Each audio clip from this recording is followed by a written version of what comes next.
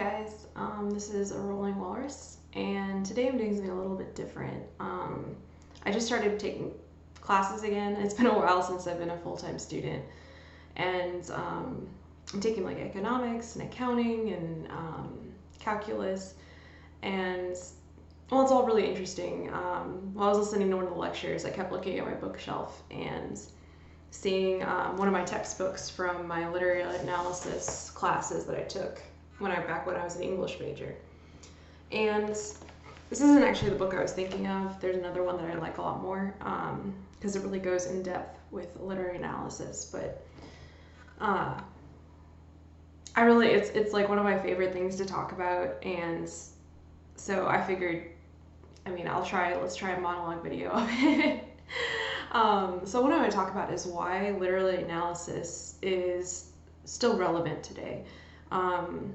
I know back in high school when I was introduced to this concept, first thing I said was, this is really dumb because it's very subjective. You can kind of read anything into the text.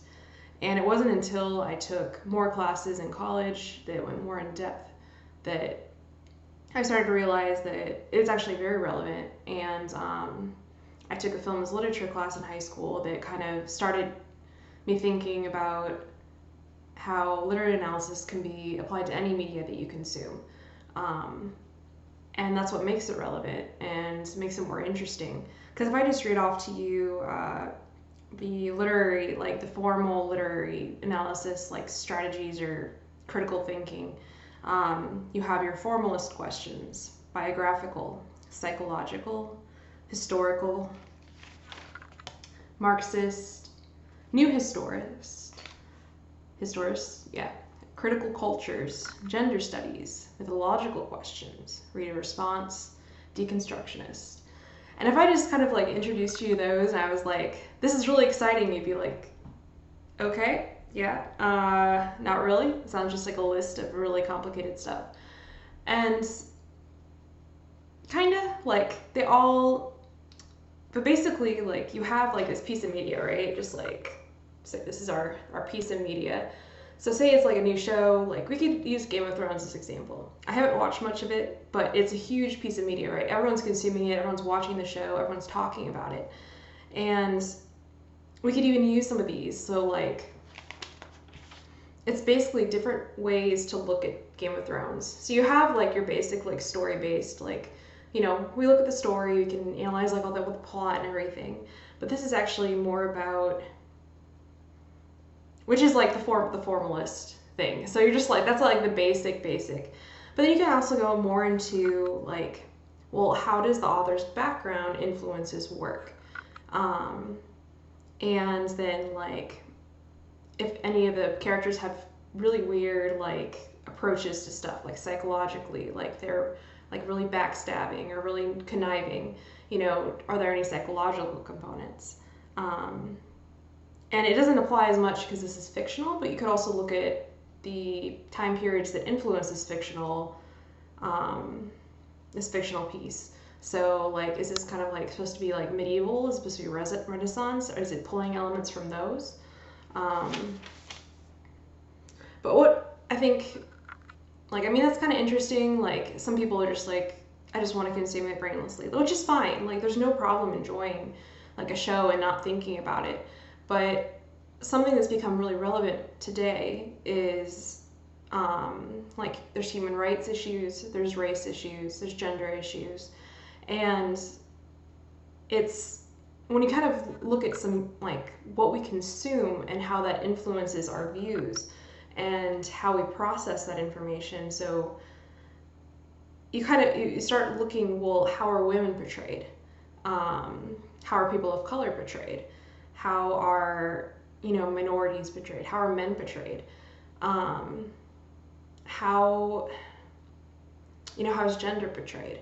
And the way the author or even the director or the actors choose to portray or address those issues, and sometimes they're silent on those issues, which can be just as important.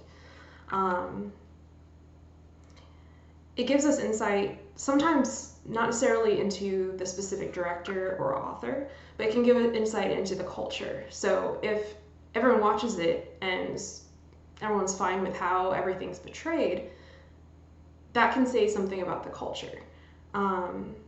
I've seen a lot of articles lately, they're looking back at like 90s sitcoms.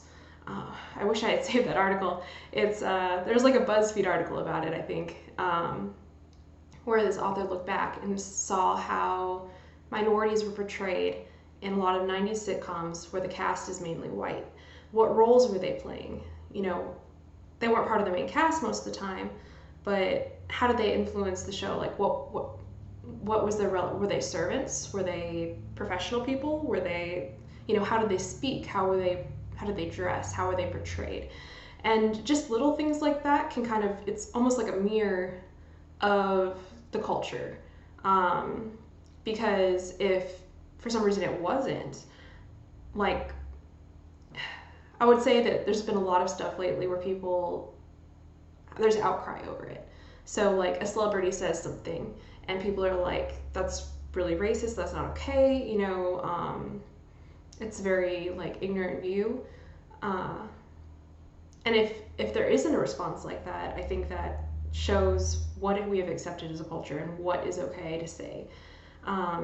So if you tie in literary analysis to what is going on in the culture and what the media can respect, so I guess it's kind of like, you could even say this is kind of like the context. This is this historical piece of like how the author or the actors or producers or something, because of the time that they're in, like what is going on around them is influencing the media or the books or the music that they're producing. And that's where it gets really interesting for me, because it's like, it's just a really different way to view stuff. And like I said, like most of the time I watch stuff and I'm not even thinking about that. Like I'm reading a book and I'm just enjoying it. And when someone comes in and is like, oh, you know, did you see how they portrayed women in that, like how demeaning? And I'm like, yeah, sure, but I still enjoyed it. And so it's not, I guess this is something I do for fun. It's something I do to try to be a little bit more aware of what I'm consuming and why. But I think that's kind of why it's relevant, is because you want to be a little more thoughtful, because, you know, Trump's slogan is fake news, fake news. Where is this coming from? And so if anyone's interested, which I have no idea, this is very different from anything I did, like I've just mostly done Let's Plays, but I can go into how literary analysis isn't subjective, how it can be based on evidence in the text, evidence in the context, how you use resources outside the text or outside the movie to analyze the movie, or the music, or, you know, whatever it is that you're looking at.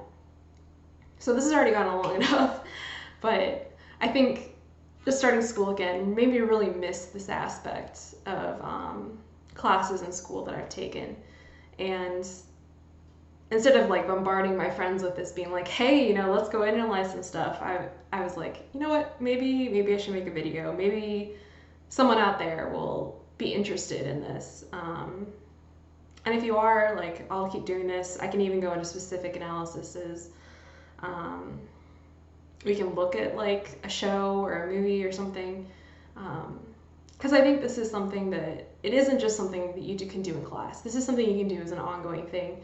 And if you want to write a paper, I mean, I keep saying like, oh, I'm gonna write a paper like analyzing Twilight in a gender studies way, or I'm gonna write a paper like, I haven't written any papers, like, but I think it's fun to talk about. I think it's fun to look at. So yeah, that's it. I guess just let me know what you think. If it's something you guys would be interested in. Like I said, it's a very different vein from what I posted before, so might not be any interest, in which case this is my first and last video. So like I said, I'm a rolling walrus, and I will see you guys later. Bye.